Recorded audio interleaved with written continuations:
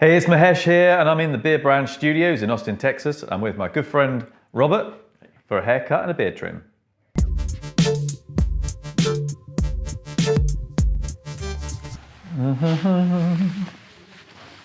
I'm like Mary Poppins, I just do it for like a spoonful of sugar. What? Do you know who Mary Poppins is? We do. Definitely English. To a degree, bro. Yeah, we know her, but not personally. We don't know her the way you know her. Oh, I know her. She's like a national hero. We've heard. She is. She's like a legend. She's a living legend. But she's dead, so she's not living. Not Rest in peace, really. man. R.I.P. for our Rest in Mary. peace, Mary P, man. Okay, Robert, Edit that out. Yes, sir. I like my job. tell me. So the big problems I have with the beard are the work shirts end up pushing it out. It gets wider, and I like a more tapered look, kind of give me that. So I think one of the problems hopefully we can solve is to keep that more tapered, keep that problem of it both curling out and brushing out. Yes. Hair-wise, it's getting into the warmer season, so I like to take the side shorter, a little bit of length on top, so kind of a fade there, and I'm open to what you think is going to look best. Okay, all right. Yeah, because we discussed it earlier about your beard and the fact that you have to wear a collared shirt, but you don't have to have it done up. Right. And you wear it open, which means that the collars come here and then push all this up. Right. And that's why you're getting this ridge in here, because it's naturally just doing that all the time. So I think we're going to bring that right in so that it looks more like this. Okay. Yeah. So from the front, it's gonna look more streamlined. Yeah, Now it will look longer because I've taken the sides away. So do you want me to maybe bring in some of this? You could bring in a little length, sure. Yep. I mean, I don't mind the length, but yeah, to kind of keep it even and Yeah. So just bring it into shape. Yeah. And then how short do you want to? I mean, you say the back and the sides. You want to go short. I've done maybe 1.5 before. It keeps it. The sides are what is the hardest thing in the summer. They end up falling and it's a strange style. So we can keep the sides short where I don't have to worry about those. The top we can I can use a salt spray or something like that. I get the texture like you're seeing. I really like the top, and I really like the fact that you've got this nice grey streak coming on here. Like an X-Man. Yeah, you like the X-Men. Right. So yeah, I mean let's taper that right in. Yep. And go nice and short through here. And blend it right up and in and out. And so I think, I mean, you got a lot of hair to lose here on the sides. And like I say, we blend it in. I'm going to texturize the top, but I'm not going to take too much length to the top because that's sitting back really nicely as well. Right. So if it ain't broke, don't fix it. Right. Yeah. And then you'll taper that in with the beard, so these just fit. Yeah. Very good. Sit perfectly as we taper that out and in through this way. I like that. All right. I'm good with it. Let's do this, man. Make it happen. We're going to go straight in with a 2. I just want to knock some of this weight out because it's long hair at the moment. If I go in there with a 1, I'm not going to really be able to see where I'm going. So we're going to take some of this weight out. Some of this length off.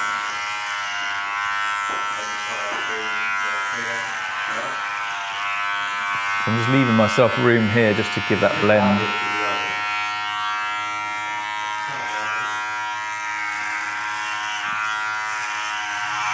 Do you know what I might do? I might head into town a little bit early before the party tonight and grab myself an Arlo's. What's an Arlo?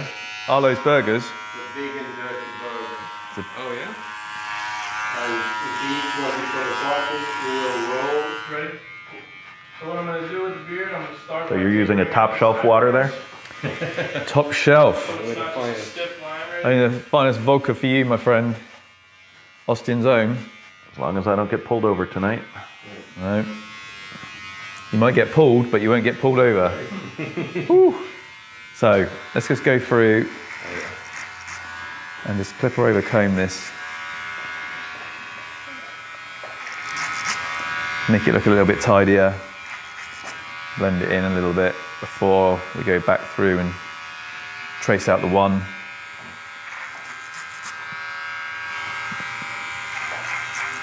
Now if you notice, I've dropped the length down at the back here, so we're just around the O-bone, because I don't want to go up too high. I want to keep it nice and natural looking. Just complement the head shape. So we've been chatting quite a bit, haven't we, mate?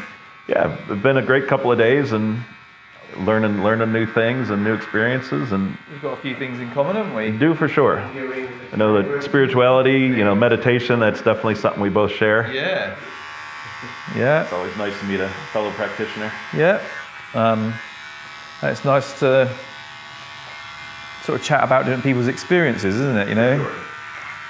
Yeah, you realize, you're from the UK, I'm on the other side of the pond, but we've got so many things that connect everybody.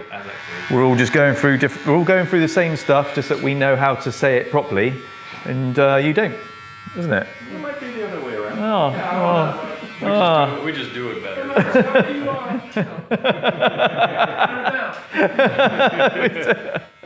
I don't know what you're saying. Something about hamburgers. Stop laughing. Eric's here. We're just getting on with it, Eric. We're not laughing.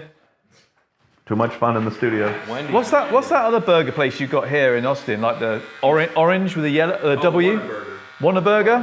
Yeah. You guys ever had In-N-Out? Dude, In-N-Out's good. I've never had it. There's one up the street.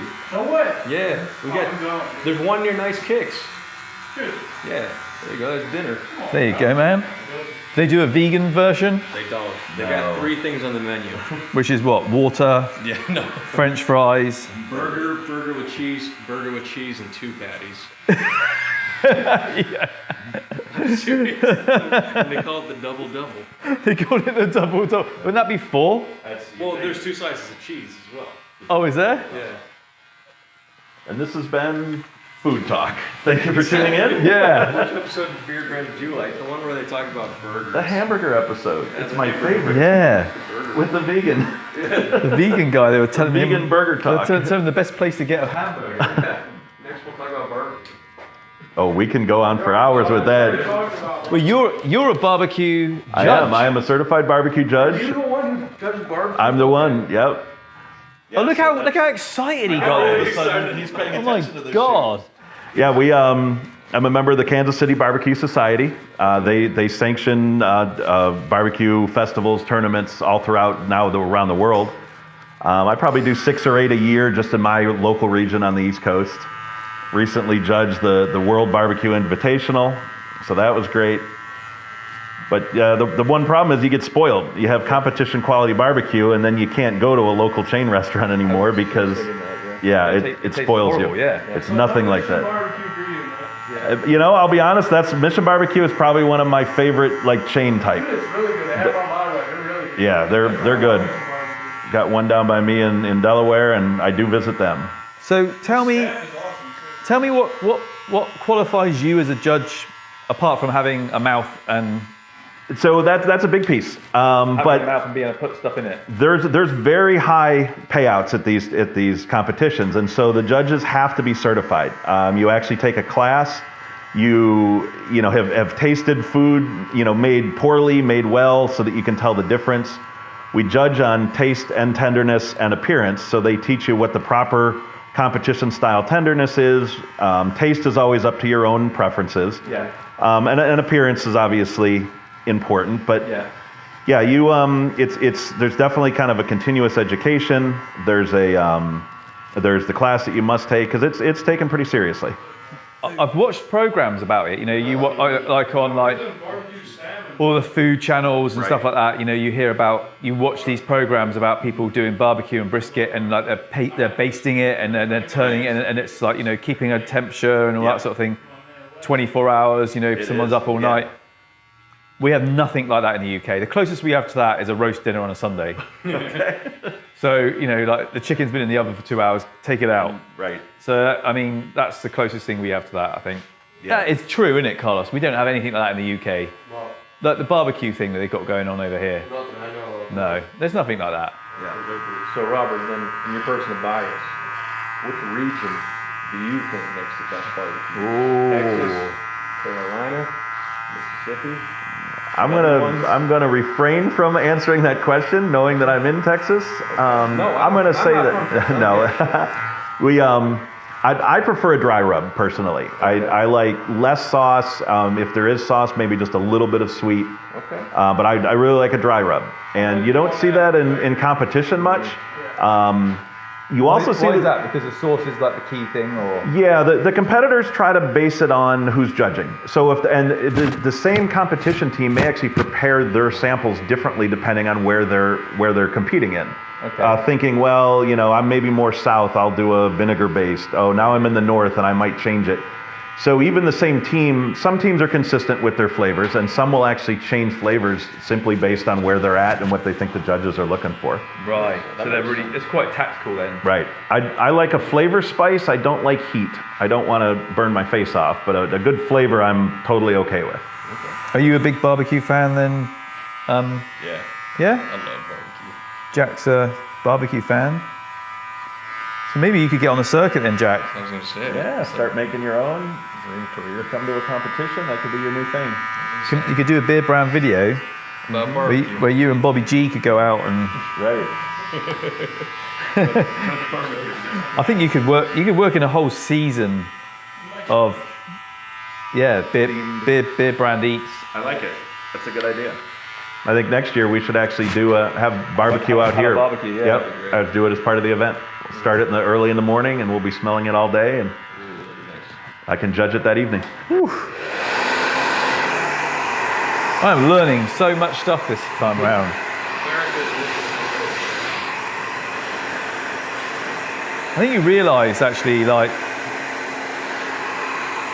you think of like in the UK, maybe we think of Americans as Americans. Like you're just like. But I think what you realise is that actually each state is like a different country, and you're basically like Europe, because like in a close proximity we have France and Italy and Germany and Spain and Luxembourg and Britain and Ireland, and everything's like 2 or 3 hours away. I mean, I can be in a different speaking country, in less than 2 hours.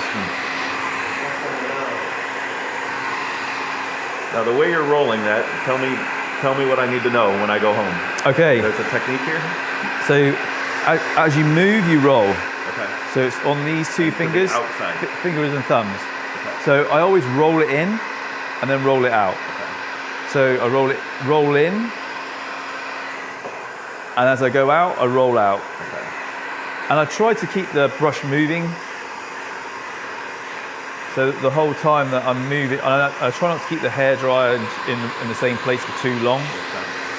So you sort of move the brush with the dryer all the time. So the brush is following the dryer. Sorry, the dryer is following the brush. Okay.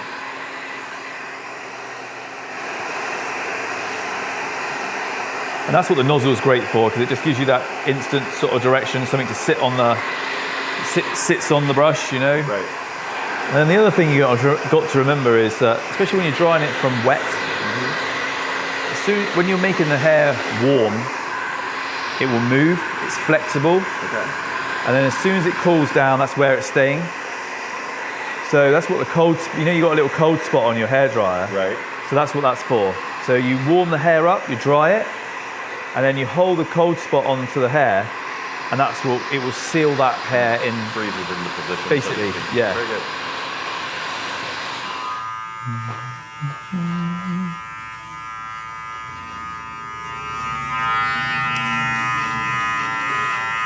I'm just going to take off those little wispy bits on the area. I don't want to lose too much of the length. It's a good length. I was just thinking that. Yeah. It's got a nice. I didn't really want the length coming off of it. Just when you got a white beard, you have to be careful. Sort of like you wear a dark T-shirt, it can look really transparent on the ends. So keeping it a certain length where it's not going see-through is good. Makes sense.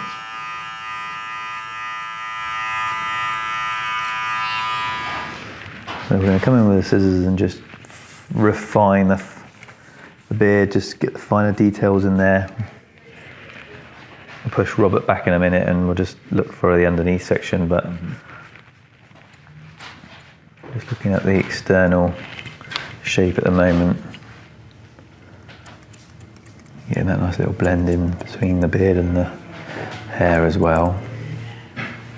I don't know, I think sometimes, like shaving it off and starting again, Sometimes it comes back better, you know. Well, I have fun growing it back. Once I hit the peak, it's not as fun, I think.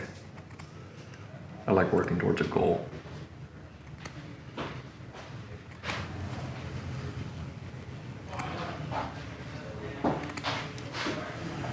Nice. Okay. Yeah, a little bit. And it's, I'm going to take you back, Robert. Okay. you know what I'm saying? I was just trying. There we go. Just tracing through that line. Just making sure that Robert's beard's tidy underneath. Actually pretty similar to Greg's, and that growth underneath doesn't grow down very far. No, it doesn't. So it's, yeah.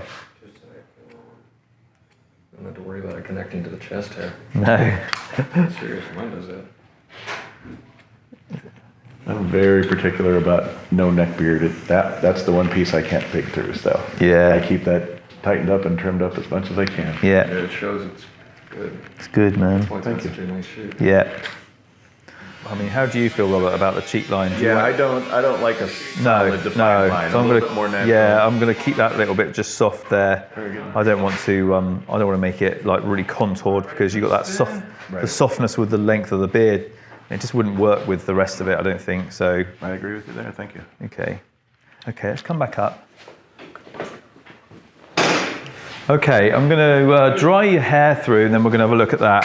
What's your favourite fragrance? I'm a Temple Smoke guy, and then I'm also going to try 4 Vices. So I'm open to what else you got. Have you tried Old Money? I haven't done it yet. No, let's do it. Give me good experience into that then. Yeah, it's a good one. And that's the sea salt spray. Yeah. So that's a sea salt spray for Old Money. Yeah, it's Oh, yeah, I like that.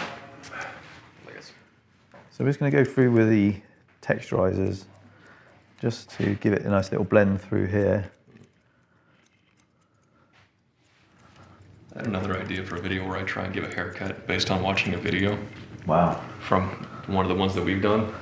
'Cause Oh, I yeah. edited them all, so I've got the lessons ingrained Oh, in my you think head. you know it all now? No, Watching not at videos all. of these master barbers. You know what? Carlos thought he had it. He actually, I think it was a nice wake-up call for Carlos because he was like, he's used to just filming us and going, oh, come on, mate, come on, mate, you know. Right. And you're like, you can't just come on, you know, like. right. That's not how that works, you know.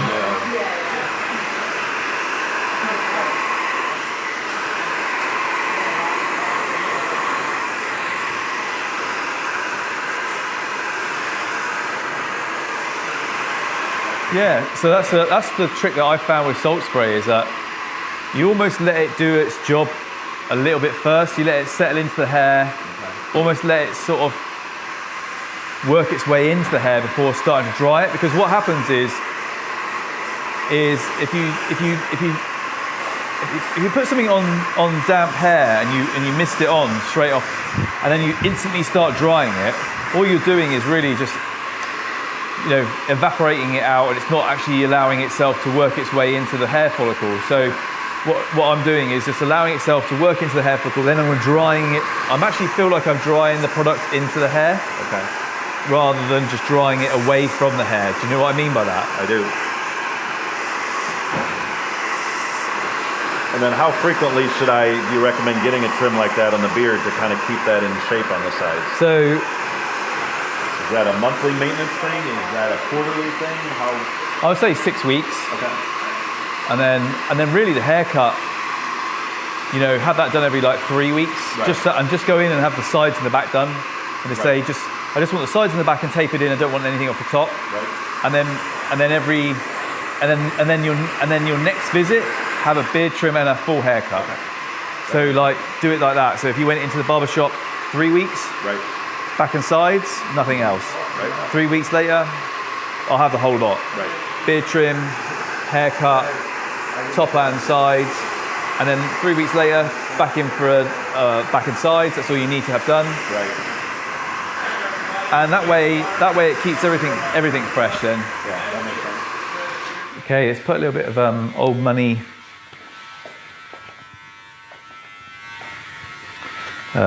styling balm on.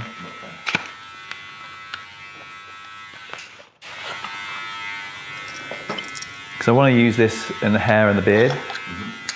So have you used the styling balm? Styling balm a little bit. Yeah. That's thicker than normal, right? Yeah, so I just want to use like a little amount just on the fingertip. And that's enough for beard and hair? Yeah. Okay.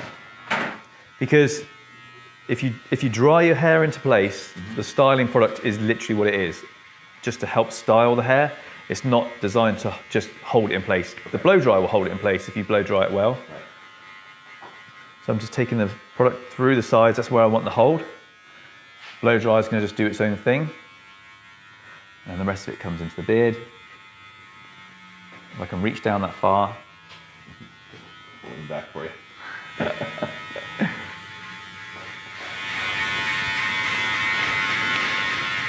How's that feel, brother? Very good. Yeah, I love the way that looks. Yeah, it's just got like a slightly softer look through the top, which sort of like complements what's going on down here. Right. You know? And then you've got the sharpness of the haircut through the sides. I'm loving that bit of colour through there. I really wanted to accentuate that. That's why I've sort of like taken it over, you know, really accentuate that little bit of colour you've got going on in there. Use that as a nice natural feature. Oh yeah, that looks good. Very nice, yeah. Yeah? Like the beard profile. Yeah. Very good. All right. Yeah, I'm happy with that. Thank you.